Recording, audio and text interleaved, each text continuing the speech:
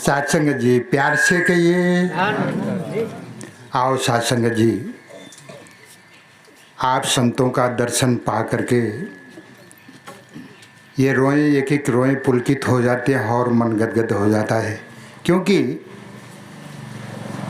दास जब उन तमाम के इतिहासों का ध्यान देता है तब ये समझ में आता है कि वाकई में ये सारे जहाँ का मालिक जो है, जो तमाम के कायनात को रचना किया है, वो सबकी जानता है, सबकी देखता है, सबकी भूख मिटाता है।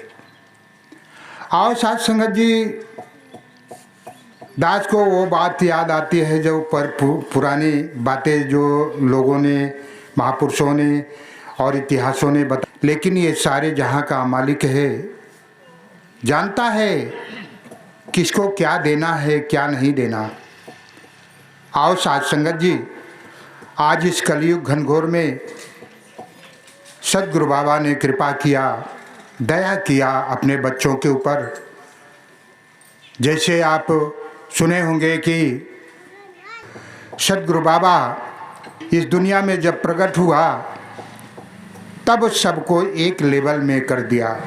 कोई बड़ा छोटा नहीं होता। भक्ति मार्ग में देखा जाए या किसी और जगह पे भी देखा जाए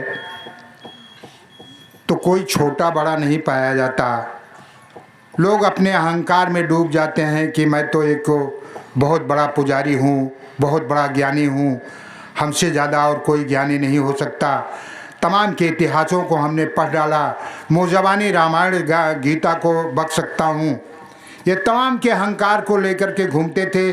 लेकिन आज सद्गुरु की कृपा से सब मिटा दिया, सबको खत्म कर दिया और इस बात को साबित कर दिया कि भक्ति वो चीज है जो किसी ने प्राप्त नहीं कर पाया। प्राप्त कौन पर कर पाया? जिन्होंने सेवा में उपस्थित हो पाया। इतिहास कायम है, जिन्होंने सेवा में अपनी जीवन को समर्पित कर दिया, सद्गुरु के चरणों में तन मन धन, जिस तरह से बाबा जी ने बता दिया, ये तीन चीज कायम कर दिया। जिन्होंने ये समर्पित कर दिया वह पार ब्रह्म परमेश्वर परमात्मा को हासिल करके वो इतिहास में अपना नाम कायम कर दिया।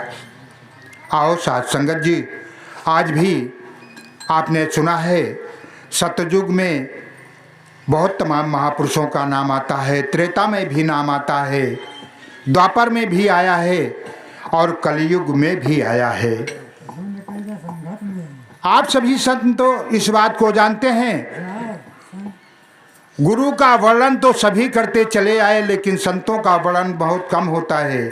लेकिन संत जो होते हैं वो संत की बात को करते हैं कि संतों की कृपा से सद्गुरु मिलता है। अगर संत कृपा नहीं किए होते तो सद्गुरु का दरवाजा नहीं खटखटाया गया होता। आओ साथ संगत जी, इस कलयुग घनघोर में भी इतिहास कायम है।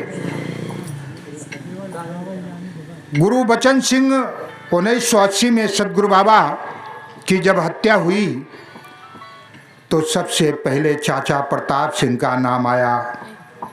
इतिहास कायम है और ऐसा सेवादार शायद किसी युग में नहीं पाया गया है, जिन्होंने अपनी कुर्बानी गुरु के पहले अपने सीने पे गोली खा जाए या अपने शरीर को त्याग दे। ये वरदानी महापुरुष थे। आज मांगा जाता है सद्गुरु बाबा कृपा कर देना, दया कर देना, अपने चरणों में आखिरी तोड़ मेरा निभा देना। आपकी सेवा सत्संग सुमिरन करते हुए आखिरी तोड़ निभ जाए। आओ साथ संगत जी, मांगने से काम नहीं होता। मांगते तो हम चले आए पूरी उम्र से,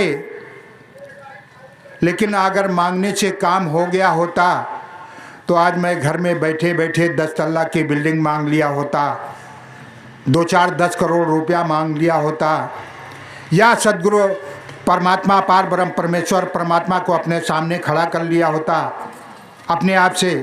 लेकिन मांगने से कुछ नहीं हुआ। बाबा जी ने कह दिया कि बोल नहीं कुछ कर्म कमाओ, कर्म ही बेड़ा पार करे। जैसा आपका कर्म रहेगा वैसे आपको मिलेगा। इतिहास कायम है कि जैसा कर्म करोगे वैसा फल देगा भगवान। ये है गीता का ज्ञान। कर्म प्रधान विश्व कर रखा।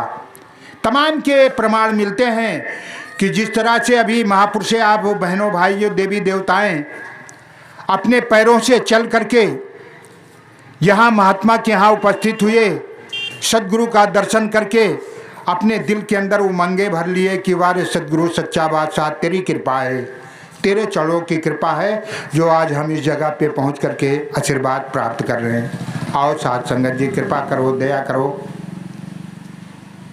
दासो अभी ये बात को देखा,